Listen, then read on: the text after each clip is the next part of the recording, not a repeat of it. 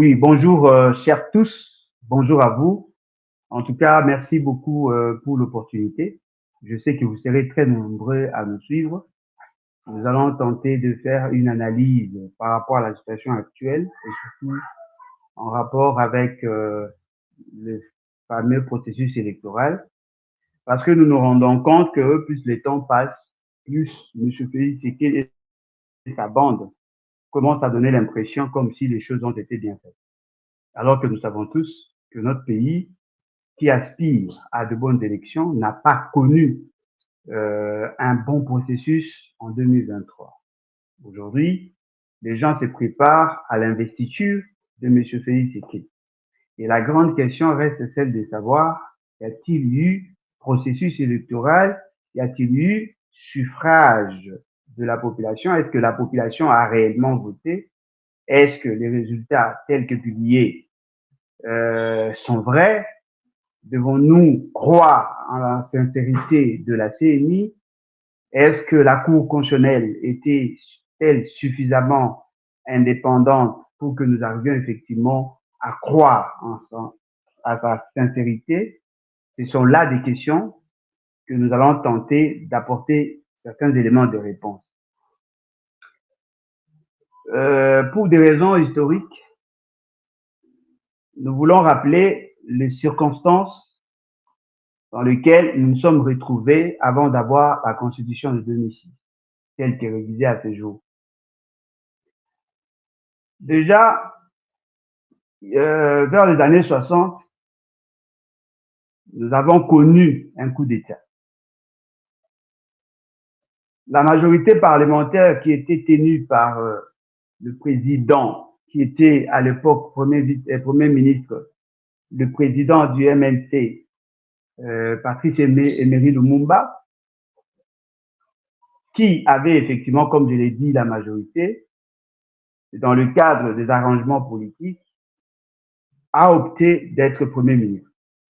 Parce que justement, le Premier ministre avait plein pouvoir en matière de la gouvernance au quotidien et le président de la République avait un pouvoir réduit, quand même qu'il était élu au suffrage universel indirect par la même majorité.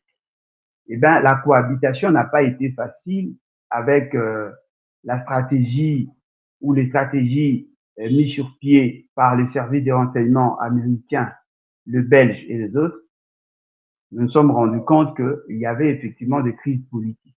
Et cela a conduit à un coup d'État en 1960 et cela même a amené à l'assassinat de Lumumba.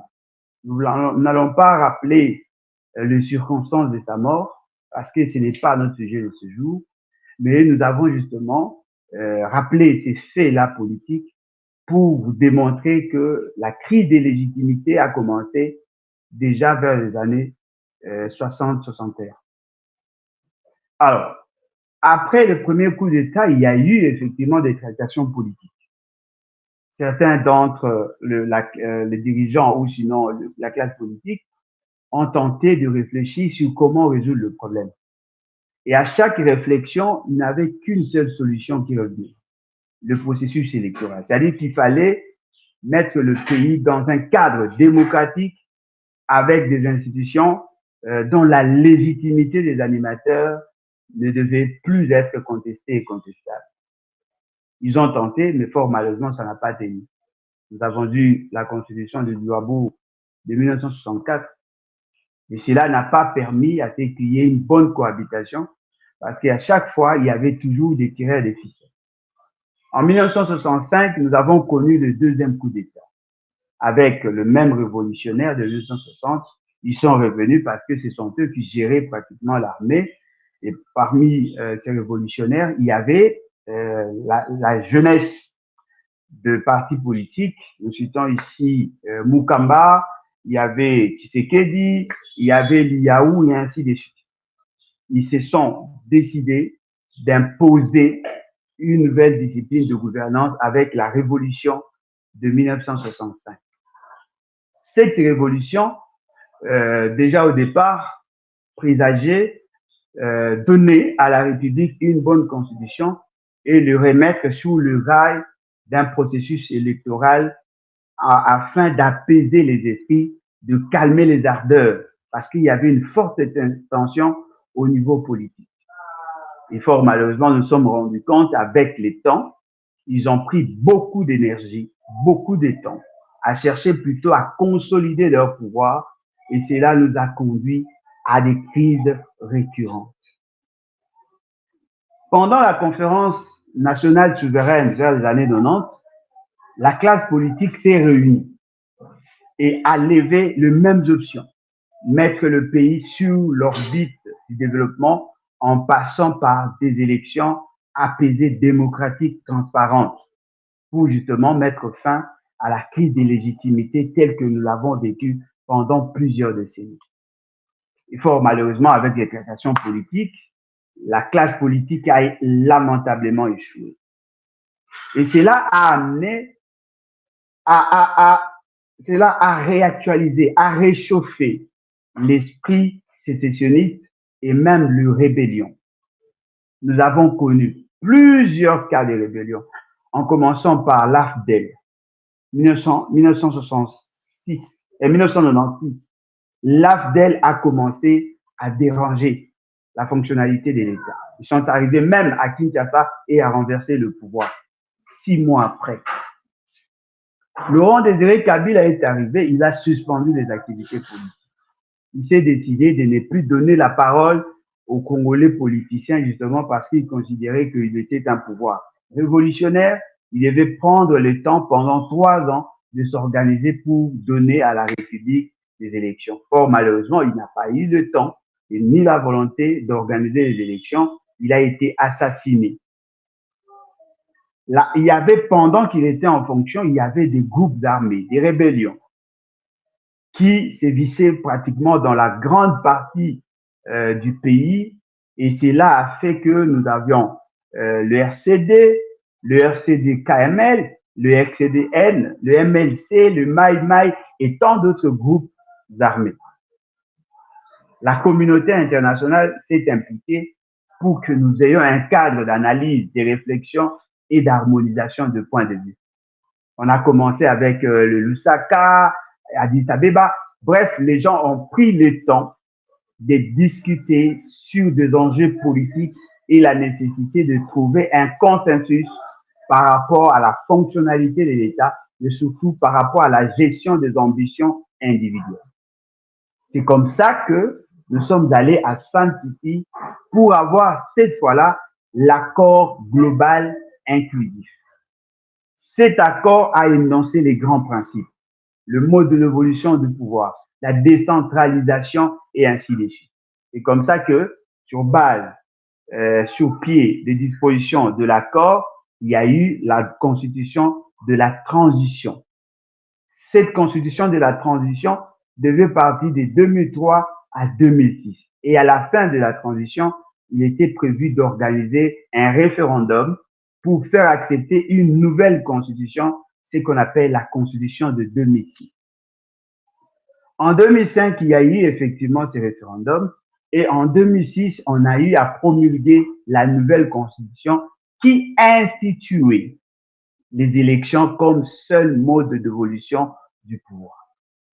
Alors, vous comprenez que la cristallisation de cette volonté de donner à la République des instruments essentiels pour confirmer effectivement le caractère démocratique de sa gestion, mais en même temps imposer dans ses objectifs les élections comme seul mode d'évolution du pouvoir, cela résulte effectivement d'un état des lieux, d'un diagnostic qui a été tracé, dressé depuis 1960 jusqu'à ces jours. La Constitution de 2006, telle qu'elle est révisée à ce jour, c'est un pacte social des belligérants pour mettre fin à l'utilisation des armes afin de garantir la stabilité non seulement institutionnelle, mais de la fibre sociale. Donc, nous devons comprendre que s'il n'y a pas élection, on brise le pacte social. Mais on n'a pas voulu que nous ayons que des élections.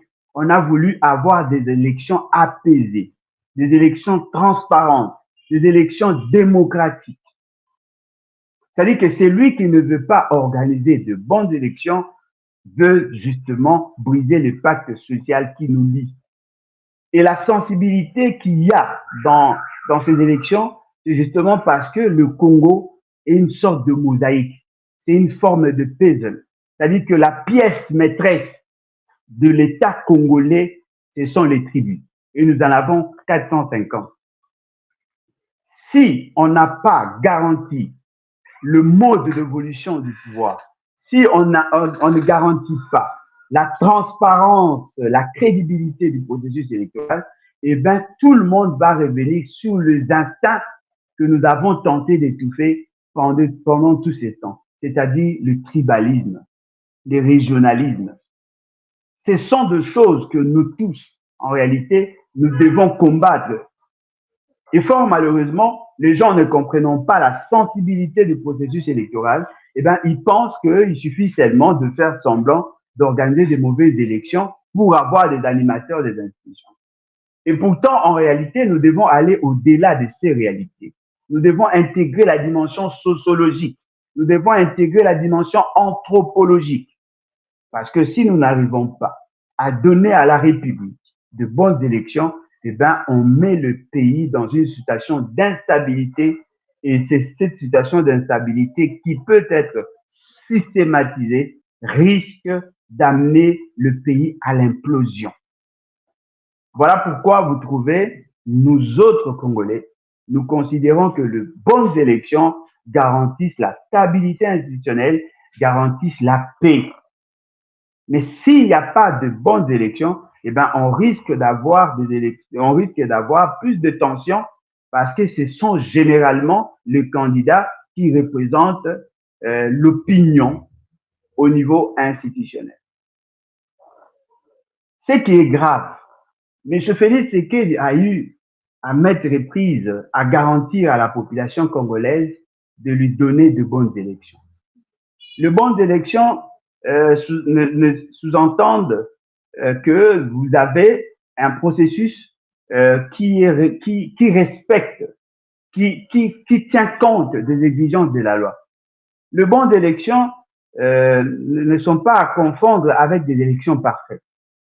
C'est vrai, on dit que l'œuvre humaine n'a jamais été parfaite, mais ici, nous ne parlons pas de l'œuvre humaine, nous parlons de l'œuvre de l'État. L'État qui a plusieurs organes, l'État qui a plusieurs instruments, l'État qui a plusieurs cerveaux peut effectivement arriver à donner à la République de bonnes élections et ces bonnes élections demandent le respect strict, n'est-ce pas, le respect de la norme. C'est-à-dire quoi? C'est-à-dire que vous avez des lois qui doivent régenter les secteurs. Vous avez le mode de désignation des acteurs qui sont censés appliquer la loi. Vous avez le mécanisme de suivi et évaluation et vous avez le système de communication, n'est-ce pas, pour garantir, pour rassurer toutes les parties prenantes. Ce qui est surprenant, cette fois-ci, on a organisé les élections et il y a eu effectivement semblant de scrutin le 20 décembre et malheureusement, on se rend compte que le préalable n'ayant pas été rempli, on a assisté à une sorte de forcing. Déjà, la désignation de membres de la CENI n'a pas été conforme à une mauvaise loi qui a été imposée à la population, la loi portant organisation et fonctionnement de la CENI. Deuxièmement, les animateurs qui devaient revenir, la quote-part qui était reconnue dans la loi à l'opposition, cela n'a pas été respecté. Parce que la CENI, au-delà de son bureau, a une plénière. C'est la plénière qui est souveraine, c'est à ce niveau que l'on prend des décisions. Donc, vous comprenez qu'au niveau national, nous avons deux instances. Il y a d'abord la plénière et puis deuxièmement, il y a les bureaux. Le bureau est constitué de 7 personnes et les restes de membres de la CNI sont de la plénière. Et la Constitution et la loi électorale dit La loi portant organisation et fonctionnement de la CENI dit chacune des composantes a droit à un nombre prédéfini dans la loi. La majorité parlementaire, c'est-à-dire ceux qui sont au pouvoir, ont droit à 6 postes. La société civile, c'est-à-dire la représentation de la population, a droit à 5 postes. L'opposition avait droit ou a droit à 4 postes. Le principe était le parti de l'opposition devait se répartir les 4 postes. Et chaque fois que l'on désignait un candidat pour être membre de la CENI, il fallait être accompagné, la candidature devait être soutenue ou actée par un procès verbal de désignation. C'est-à-dire que la personne qui désigne doit donner un document à la personne désignée pour que celle-ci soit effectivement actée au niveau de l'Assemblée nationale qui devait valider les candidatures venant de regroupements politiques. Alors, à l'époque où on organisait, où on sélectionnait le membre de la CENI, eh ben, il y avait 2 grandes composantes de l'opposition institutionnelle. La plus grande composante de l'opposition institutionnelle, fort malheureusement, était le FCC. Parce que le FCC qui venait à peine de sortir de la majorité parlementaire s'est retrouvé dans l'opposition avec plusieurs candidats et plusieurs députés nationaux. Le deuxième niveau, c'était la MOUCA. La MOUCA qui venait en deuxième position. C'est-à-dire qu'on devait en réalité avoir le FCC et la MOUCA dans la désignation de 4 membres. Et ce qui est surprenant, le FCC, quand même qu'il n'a pas envoyé de nom au niveau de la CENI, la MOUCA n'a pas envoyé le nom au niveau de la CENI, le banditisme de la majorité parlementaire a fait que la majorité parlementaire elle-même a désigné des membres au sein de ces organisations politiques. C'est-à-dire que M. Félix Tshisekedi et sa bande se sont décidés de piocher parmi les opposants, parmi les membres de ces organisations politiques, des gens qui pouvaient faire office des représentants de cette majorité. Parce que jusque-là, le FCC n'a jamais mandaté qui que ce soit. La MOUCA non plus. Donc, vous comprenez par là que le non-respect de la procédure en matière de la désignation, de candidats au niveau du bureau et de la plénière de la majorité parlementaire et de la CENI était effectivement une stratégie pour écarter l'opposition dans la prise des décisions sur le processus en violation de la loi, non seulement la loi sur la CENI, même la loi électorale.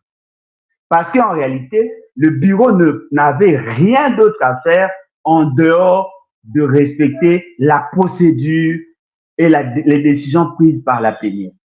Et comme la CENI avait qu'une seule couleur, monocolaire, c'est-à-dire on n'avait que le membre d'un camp au détriment des autres, cela a posé problème. Et même le président de la CENI, en réalité, devait être membre de la société civile. Et on devait choisir au sein de confession religieuse un candidat. Et cette personne devait être une personnalité indépendante, une personnalité qui n'a pas de couleur politique en soi. Fort malheureusement, Denis Kadima était membre de l'UDPS et il n'a pas été désigné par toutes les confessions religieuses. C'est juste une mafia qui a été mise sur pied pour qu'il soit ce qu'il est devenu. C'est-à-dire qu'aucune loi, aucune disposition de la loi n'a été respectée. La chose la plus grave, même dans l'opérationnalisation, il s'est posé beaucoup de problèmes. Vous avez vu, même en termes de la prise de certaines décisions, au niveau même du bureau et même de la plénière, certaines décisions ont été prises de manière unilatérale par la personne du président. il avait la latitude de publier ses contraintes, publier sa feuille de route, alors qu'en réalité, l'essentiel dans la loi électorale, c'était d'avoir plutôt un calendrier des opérations qui devait être acté au niveau de l'Assemblée. Parce que le calendrier est un document annexe à la loi électorale. Donc, vous comprenez que tous les décors étaient déjà plantés pour que nous n'ayons pas de bonnes élections. Et cela a conduit inéluctablement à tout ce que nous avons connu par la suite. Nous devons savoir que si les dispositions de loi n'ont pas été respectées, c'était justement parce que si on restait dans la loi, eh bien, ceux qui se sont organisés à frauder, à tricher, ne pouvaient pas atteindre leurs objectifs. Il fallait d'abord créer un chaos au niveau de la CNI, qui est la centrale électorale, et puis deuxièmement, faire en sorte que tout ce qui se fera ne soit pas conforme à la loi. Parce qu'en suivant la loi, il leur serait difficile d'appliquer leur stratégie, leur stratégie justement parce que la loi ne pouvait pas leur autoriser cela. Et voilà, le jour du vote, il y a eu un problème de déploiement de machines, il y a eu un problème de sélection des agents, il y a eu un problème de publication de listes de votants, il y a eu un problème de programmation, il y a eu un problème de gestion. Bref, il y a eu un problème en termes de processus électoral. Ce qui est aberrant, le dernier rempart qui était la Cour constitutionnelle n'a pas considéré tous ces éléments. La Cour constitutionnelle était focus sur l'acceptation ou la validation des informations fournies par la CENI. Et pourtant, chaque fois qu'il y a vote, on prévoit toujours des plis venant de centres de compilation et de bureaux de vote à la Cour constitutionnelle. La Cour constitutionnelle n'a pas veillé à considérer tout ce qu'il y avait comme clameur publique, tout ce qu'il y avait comme données. La Cour constitutionnelle s'est contentée de traiter le cas mis sous examen. Et à la fin, la Cour constitutionnelle a validé les informations fournies par la CENI, alors que ces informations sont contestées et contestables. Et voilà, aujourd'hui, les gens se préparent à l'investiture. La grande question que nous devons tous nous poser, s'agit-il réellement de l'investiture ou de l'institutionnalisation de la fraude? Le fait seulement que il n'y a pas eu élection, le fait seulement que toutes les procédures n'ont pas été respectées, en réalité, on ne devait pas considérer ça comme investiture. Parce que l'investiture, c'est d'abord quelqu'un qui a été élu conformément à la Constitution et aux lois. C'est cette personne-là qui peut être investie. Investie du pouvoir d'engager l'État.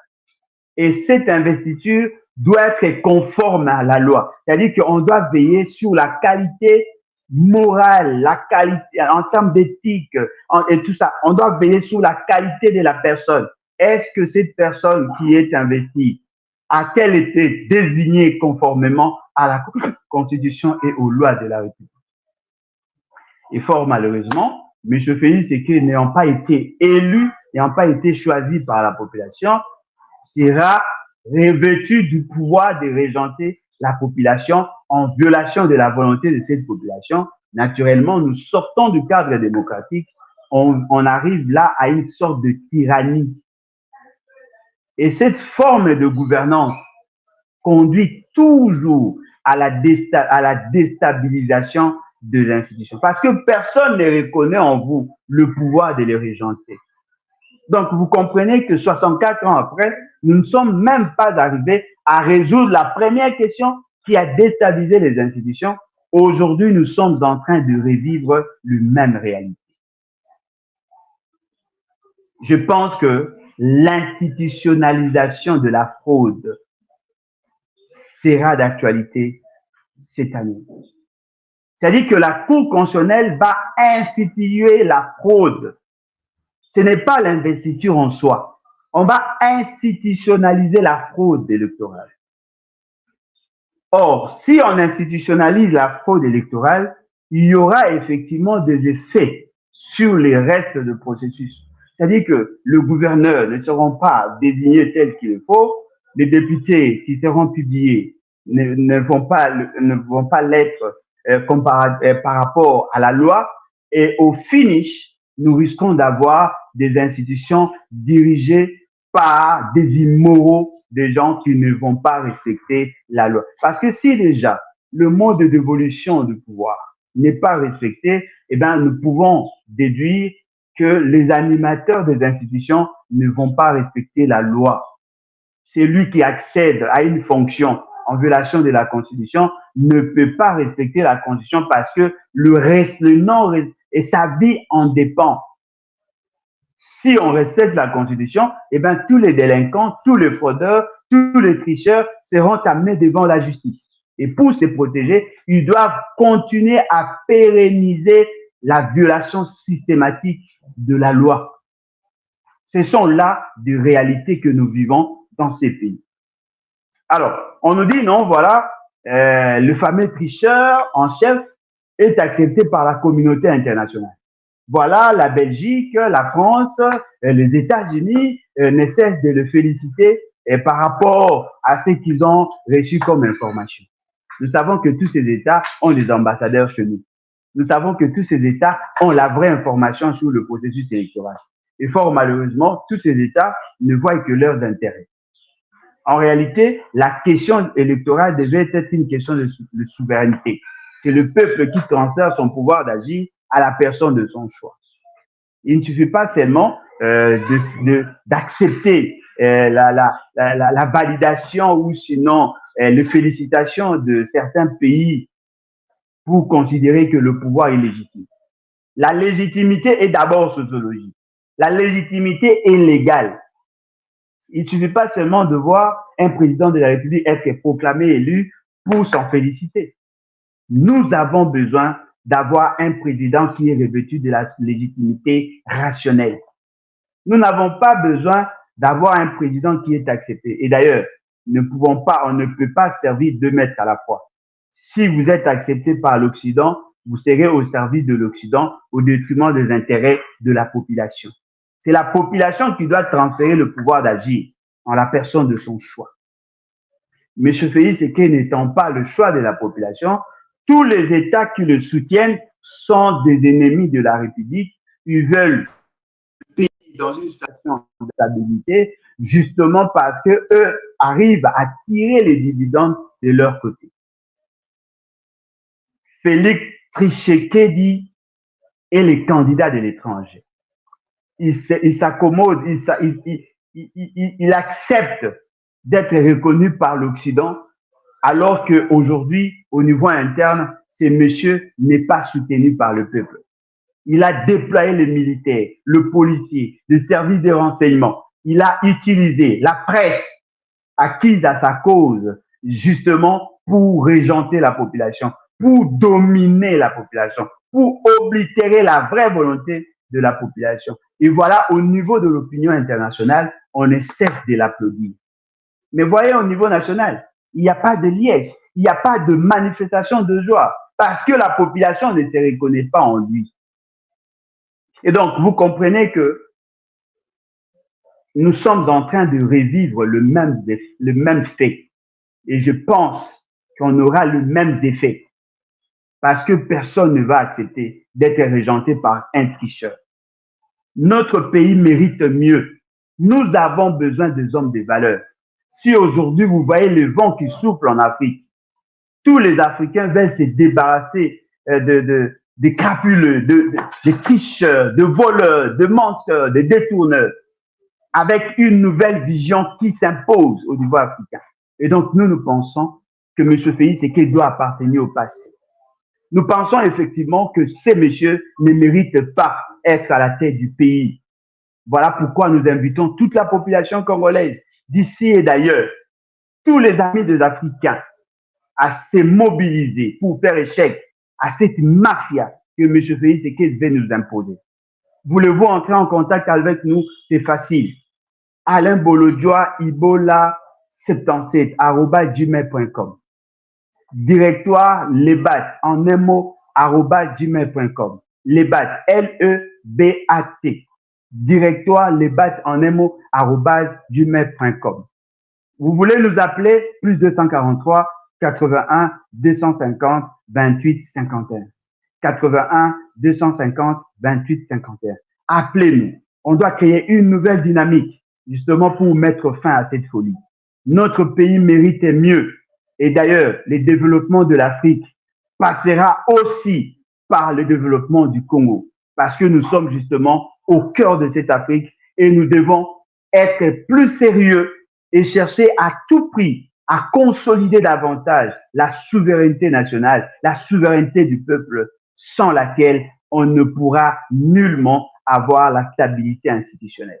En tout cas, merci beaucoup de nous avoir suivis et je pense que ces messages vont toucher vos cœurs et vous allez réagir positivement afin que nous créions une nouvelle dynamique justement pour garantir la stabilité, la dignité même de notre nation.